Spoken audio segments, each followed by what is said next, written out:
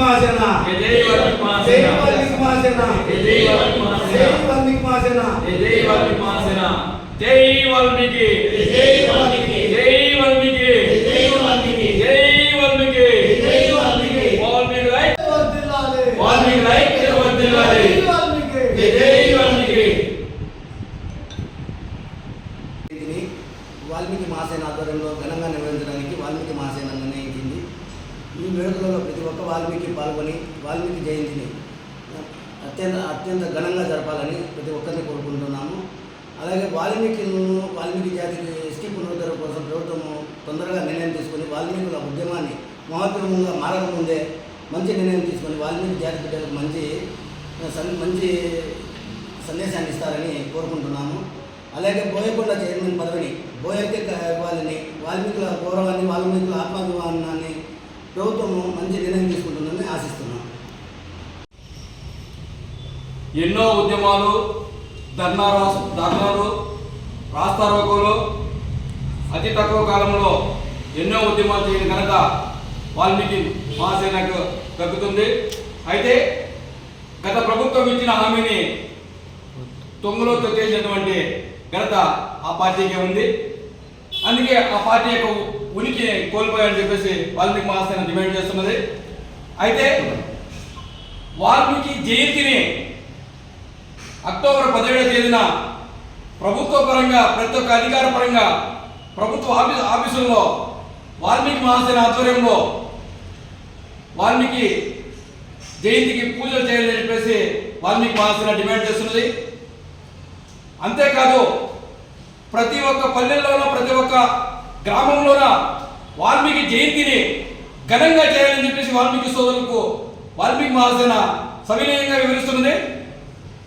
అయితే గత ప్రభుత్వం మాజీ సీఎం గారు అయినటువంటి కిరణ్ కుమార్ రెడ్డి గారు హిందూ పండుగ, అప్పుడు సీఎంగా ఉన్నటువంటి కిరణ్ కుమార్ రెడ్డి గారు హిందూ పండుగలో పండుగ చేసి ఘనత సీఎం కిరణ్ కుమార్ రెడ్డికి దక్కుతుందని చెప్పేసి వాల్మీకి మహాసేన సవినయంగా వివరించింది. అయితే ఆయన యొక్క ఉనికి వాల్మీకుల యొక్క హృదయాలను ఎల్లవేళలా ఉంటాయని చెప్పేసి వాల్మీకి మహాసేన తెలియజేస్తుంది.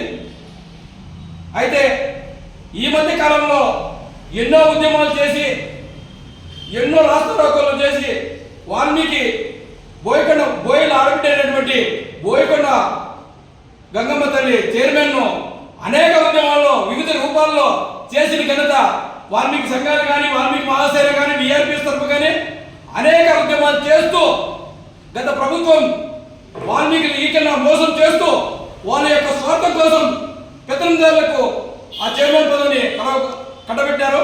ఇదే ఒకటే చెప్తున్నాం, మా యొక్క ఉనికిని కోల్పోకుండా చూసిన పార్టీకి ఖచ్చితంగా మేము ఎన్నుండి వీపు నుండి మా హృదయాలు కల్పించుకొని మీకు గెలిపిస్తామని చెప్పేసి వాల్మీకి మహాసేన డిమాండ్ చేస్తుంది. అయితే రానున్న పాలకవర్గంలో ఎటువంటి నామినేట్ పదవులు కూడా ఈకన్నా, ఒక మంత్రి పదవి కూడా ఈకన్నా వాల్మీకులు మోసం చేస్తున్నారు. నామినేట్ పదవులు కానీ, మంత్రి పదవులు కానీ వాల్మీకి సామాజిక వర్గానికి ఇవ్వాలని చెప్పేసి ప్రభుత్వాన్ని సవినయంగా వివరిస్తున్నాం. రానున్న కాలంలో వాల్మీకులు వాగ్దానాలు చేస్తున్నారు తప్ప వాల్మీకి ఎస్టీ చేస్తానని చెప్పేసి చేసిన దాఖలాలు ఏ పార్టీకి లేవు. అయితే గత సత్యపాల్ కమిటీ నిర్ణయించి గత ప్రభుత్వము వాల్మీకులు ఎస్టీ చేస్తారని చెప్పేసి చెప్పినారు. అది 100 రోజులు ప్రభుత్వం 100 రోజులు గడుస్తున్నది. అయితే ఖచ్చితంగా మేము చేస్తాం తమ్ముడు అని చెప్పేసి గౌరవ ముఖ్యమంత్రులు నారా చంద్రబాబు నాయుడు గారు చెప్పినారు. ప్రతి ఒక్క ఆఫీసుల్లో కూడా, మంత్రివర్గం కూడా కానీ వాల్మీకి న్యాయం చేస్తారని చెప్పేసి మేము సవినయంగా వివరించుకుంటున్నాం.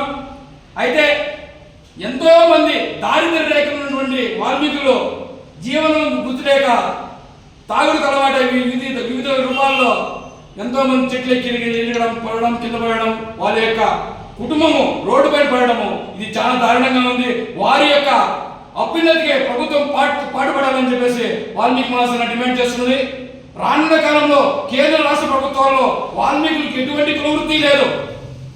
వాళ్లకు ఏదో రూపంలో ప్రభుత్వ పరంగా కానీ, కేంద్ర ప్రభుత్వం కానీ, వాళ్ళకు ఉద్యోగ పరంగా కానీ, ప్రభుత్వ పరంగా కానీ ఏదో రూపంలో వాళ్ళకు ఆర్థికంగా కానీ ఏదో రూపంలో వాళ్ళకు సాయం చేయాలని చెప్పేసి మహాసేన డిమాండ్ చేస్తున్నది.